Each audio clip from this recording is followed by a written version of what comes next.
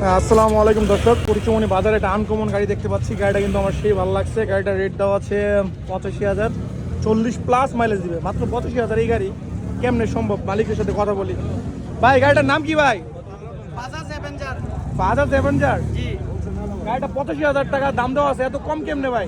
এটা মামুর বাড়ি থেকে যৌতুক পাইছি তোরটা। এর লেগা গাড়ি আবার 40+ মাইলেজ দিবে। গাড়ির দাম হয়েছে কত ভাই? দাম হয়েছে নি? দাম হইছে কত দাম হয়েছে? 68। 68। কত দিয়ে ছেড়ে দিবেন? মানে যত দিয়ে নেয় আর কি। 68 দাম হয়েছে, তাহলে দিয়ে দিতেন।